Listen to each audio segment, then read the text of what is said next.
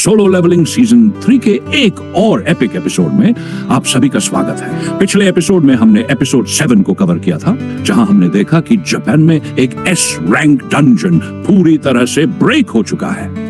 इसके बाद हमें आगे दिखाया जाता है कि जिनवू अस्पताल में होता है और वहां जिनहो उससे मिलने आता है। इसके बाद हमें आगे दिखाया जाता है जिनहो के डैड की हालत इटर्नल स्लम्बर की बीमारी से और भी बिगड़ चुकी है। इसके बाद जिनवू अपने घर लौटता है, लेकिन अंदर ही अंदर फैसला कर चुका होता है वो अब और देर नहीं करेगा, वह जापान में हुए एस रैंक डंजन ब्रेक को रोकने के लिए जाएगा। इसके बाद हमें जिनवू को एयरपोर्ट पर दिखाया जाता है, जहां वह पूरी तरह से तैयार हो चुका है इस खतरनाक मिशन के लिए। हमने लास्ट एपिसोड को वहीं रोक दिया था और आज हम लोग कवर करने वाले हैं जापान क्राइसिस आर्क। तो शुरू करने से पहले एक छोटी सी बात, अगर तुमने अब तक सीजन 3 के लास्ट 7 एपिसोड्स नहीं देखे हैं तो पहले उन्हें जरूर देख लेना, उनके लिंक तो डिस्क्रिप्शन में मिल जाएंगे। तो अगर चैनल को सब्सक्राइब नहीं किया है तो अभी कर लो, और अगर पहले से सब्सक्राइब किया हुआ है then thank you so much. Episode की शुरुआत में हमें जापान का सीन दिखाया जाता है, जहां पर ढेर सारे लोग मर चुके थे। वहां के ऑफिसर्स लोगों को इवाकुएट करने की कोशिश कर रहे थे। तभी एक ऑफिसर एक बुजुर्ग कपल के पास आता है और कहता है, आप लोग हमारे साथ चलिए, हम आपको बचाने आए हैं। लेकिन वो कपल मना कर देता है।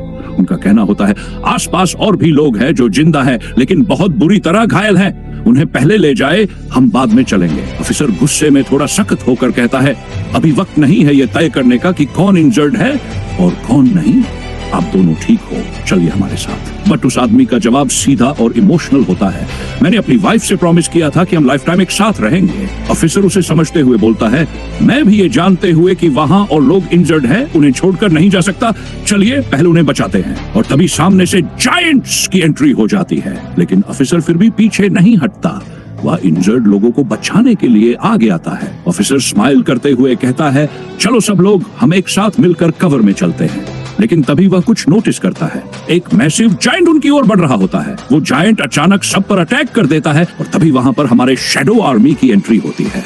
संग जिनवू का नया शैडो सोल्जर जिमा एक ही पंच में उस जायंट को गिरा देता है। सोल्जर हैरान होकर बोलता है, ये सब कुछ चल क्या रहा है?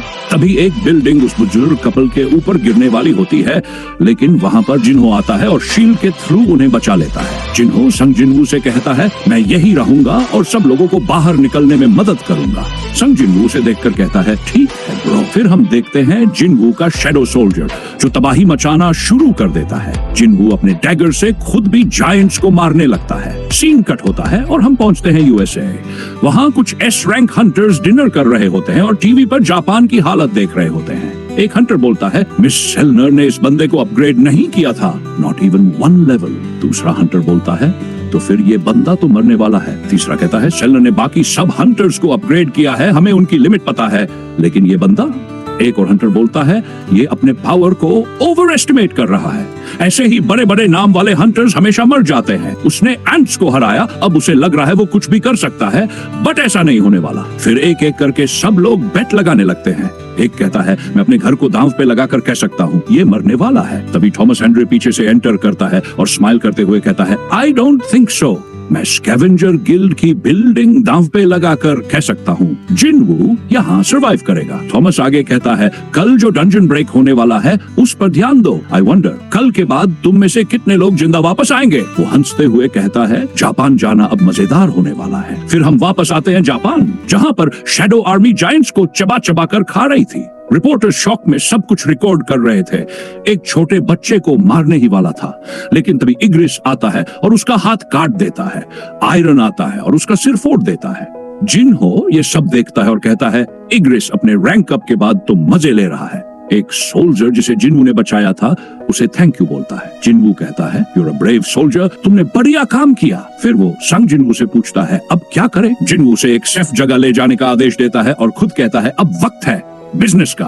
वो बोलता है, अराइज। जिन जिन जायंट्स को उसने मारा था वो सारे उठकर उसकी शैडो आर्मी में बदल जाते हैं। जिनवू उन्हें देखकर सोचता है, अब इनके नाम क्या रखे? फिर खुद से मजाक करते हुए बोलता है, मैं इनका नाम 1 2 3 4 रख दूंगा। जिनवू शैडो एक्सचेंज का इस्तेमाल करके सारे जायंट्स के कॉर्पसेस को टेलीपोर्ट करके राइज करता है। जिनहो बोलता है, अभी सब कुछ आसान लग रहा है, लेकिन ये तो बस शुरुआत है। जिनवू की शैडो आर्मी बार बार रिजेनरेट हो रही थी और जायंट्स उसे मारने के बावजूद वो फिर से उठ खड़े हो रहे थे। जिनवू का मैना लेवल अभी बहुत हाई है, स्पेशली आर्किटेक्ट आर्क के बाद।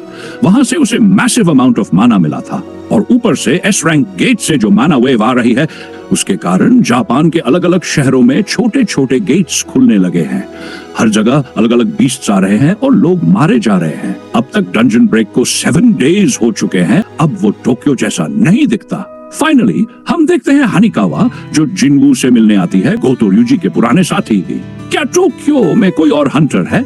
हानिकावा जवाब देती है, आपको छोड़कर और कोई नहीं। फिर वह बताती है, जापान का हाल इतना बुरा है कि इसे सुधारना ऑलमोस्ट इम्पॉसिबल हो चुका है। ऊपर से बहुत सारे जायंट्स अब ग्रुप्ड होकर अलग अलग डायरेक्शंस में जा रहे हैं। वो अकेले नहीं चल रहे, झुंड में जा रहे हैं। इसी कारण उन्हें डिफीट करना और भी मुश्किल हो रहा है। आगे वो बताती है, टोटल 16 एस रैंक हंटर्स को डिप्लॉय किया गया है। 6 जापान से, 2 चाइना से, 3 कनाडा से, 2 इंडिया से, 1 रशिया और 1 यूनाइटेड किंगडम से। इन सभी हंटर्स को उनकी गिल्ड्स के हिसाब से 6 अलग अलग ग्रुप्स में डिवाइड किया गया है और अब ये सारे अलग अलग सिटीज में फैल चुके हैं। हर कोई फाइट कर रहा है और उनके साथ जिनवू की शैडो आर्मी भी है, उनकी मदद कर रही है।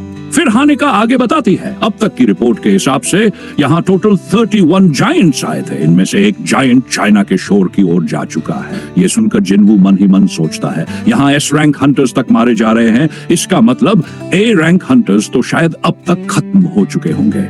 हानिका फिर बोलती है, जापान को बचाने के लिए हमारे पास इनफ मैन पावर नहीं है, बट स्टिल इतने सारे जायंट्स को डाउन करने के लिए थैंक यू सो मच, आपने बहुत मदद की। फिर वो बताती है कि बाकी सभी हंटर्स अब जिनवू की शैडो आर्मी के साथ मिलकर अलग अलग शहरों में लोगों को बचा रहे हैं और जायंट्स को खत्म कर रहे हैं। अब जिनवू कहता है, ओके फाइन, अब बस एक बंदा बचा है जिससे मुझे डील करना है, वो जो गेट को गार्ड कर रहा है, द मेन वन। इसके बाद जिनवू कैसल के ऊपर बैठकर पूरा सिनारियो देखने लगता है। तबाही, आग, डिस्ट्रक्शन, सब कुछ देखते हुए वो बोलता है, this scenario it feels familiar. हाँ, ये सिनारियो डीमन कैसल जैसा लग रहा है। फिर जिनवू मन में सोचने लगता है, डिस्ट्रॉय हो चुका शहर, क्या ये सब डीमन कैसल का एक इशारा था कि ऐसा सच में होने वाला है?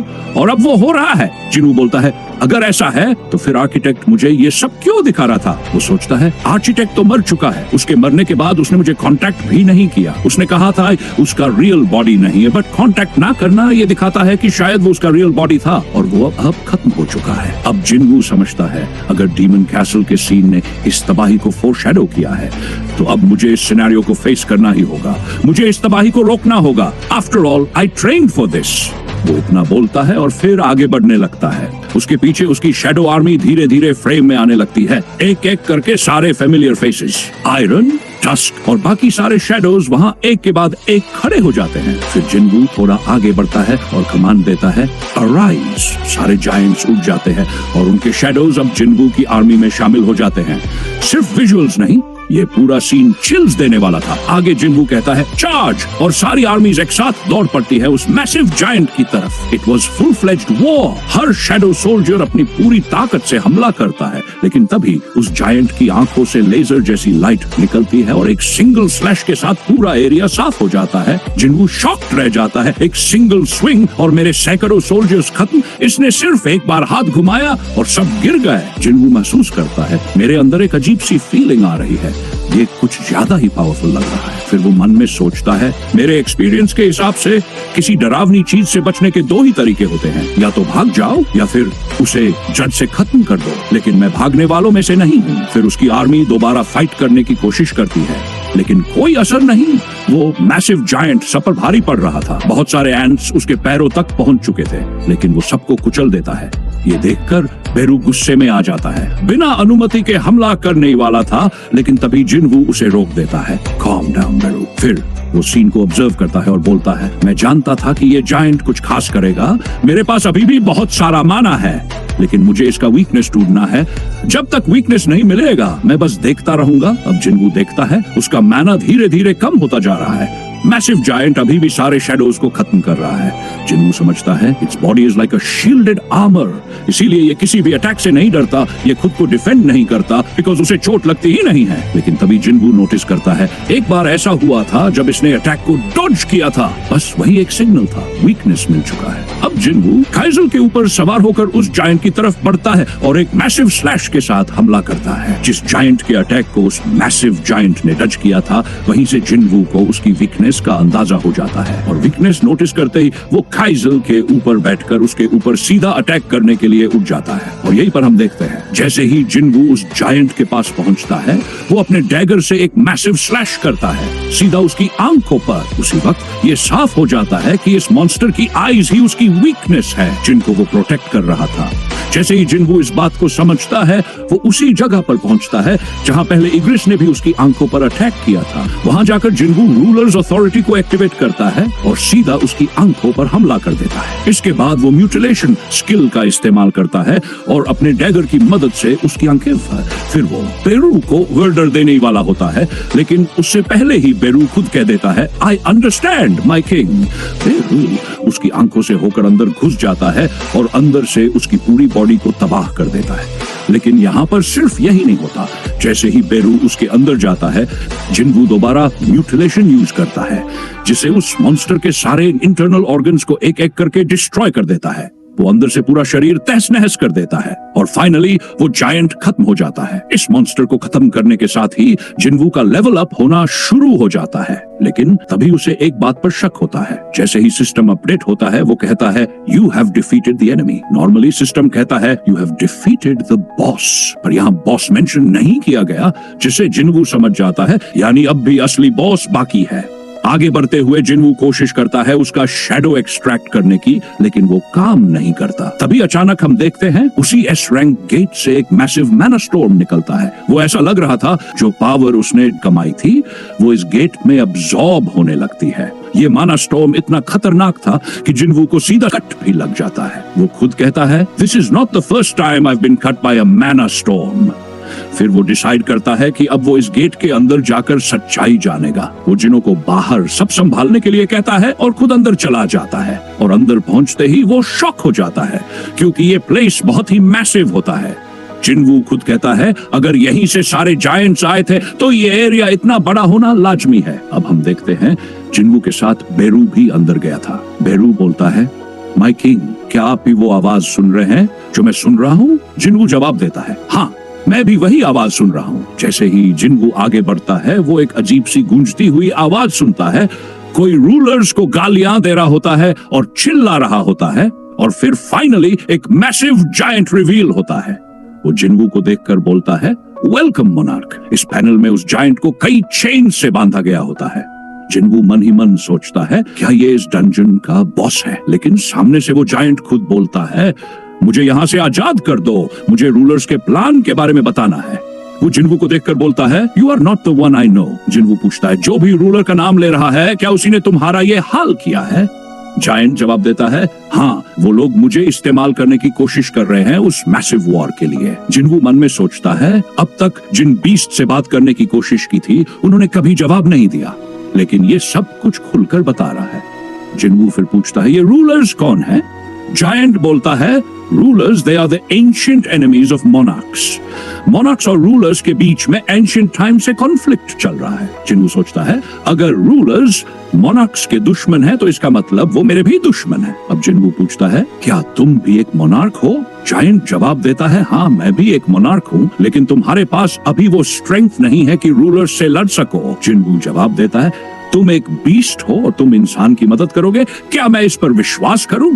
जायंट कहता है तो फिर मुझे तुम्हारा विश्वास दिलाना होगा। इतना कहते ही वो एक अलग भाषा में कुछ बोलता है और तभी सिस्टम का एक नोटिफिकेशन खुलता है the king of giants, monarch of the beginning, Legia has casted the skill pledge of trust. अब स्क्रीन पर लिखा आता है इस प्लेज को एक्सेप्ट करने के बाद दोनों पार्टियां एक दूसरे से झूठ नहीं बोल पाएंगी। अगर झूठ बोलेंगे तो एक कर्स एक्टिवेट होगा। जिन्वू सोच में पड़ जाता है किंग ऑफ जायंट्स, क्या मुझे ये एक्सेप्ट करना चाहिए? और वो प्लेज एक्सेप्ट कर लेता है। इसके बाद जायंट कहता है अब मुझे रिलीज कर दो, मैं तुम्हारी मदद करूंगा। जिन्वू बोलता है ठीक है, आई कंप्लीटली ट्रस्ट यू। लेकिन ये कहते ही जिनवू कुछ महसूस करता है और समझ में आता है वो झूठ नहीं बोल सकता, क्योंकि वो उसे ट्रस्ट नहीं करता और ये सिस्टम उसे झूठ बोलने से रोक रहा है। जायंट भी कह देता है, तुम झूठ नहीं बोल सकते, ये प्लेज की रिस्ट्रिक्शन है। अब तुम बात कर पा रहे हो, लेकिन बाकी बीस्ट्स नहीं कर पा रहे थे। ऐसा क्यों? जायंट जवाब देता है, तुम शायद डेनिजन्स की बात कर रहे हो जो गेट से आते हैं, उन्हें मोनार्क से कंपेयर मत करो। अब पूरी सच्चाई सामने आती है, वो जो बीस्ट गेट से आते हैं वो डेनिजन्स हैं और वो रूलर्स के द्वारा कंट्रोल किए जा रहे हैं। रूलर्स ने उन्हें बहुत पहले डिफीट किया था और तब से उन्हें कैद करके रखा है। उनकी सेल्फ अवेयरनेस डिस्ट्रॉय हो चुकी है, लेकिन मैं एक किंग हूँ और मैं पेशेंटली अपने रिलीज का इंतजार कर रहा था। अब जिनवू पूछता है, रूलर्स से तुम्हारा मतलब वो सिल्वर आर्मर वाले लोग जिनके पीछे विंग्स है? जायंट कहता है, हाँ, वो रूलर्स के सोल्जर्स हैं। जिनवू पूछता है, फिर वो बीस्ट्स को हमारी दुनिया में क्यों भेजते हैं? जायंट जवाब देता है, क्योंकि वो इस दुनिया को एक बैटलफील्ड में बदलना चाहते हैं और वो दोबारा मोनार्क्स के साथ वॉर करना चाहते हैं। और अब जिनवू को पूरी सच्चाई समझ में आती है, रूलर्स सिर्फ हमारे एनिमी नहीं है, वो इस पूरी दुनिया के दुश्मन है।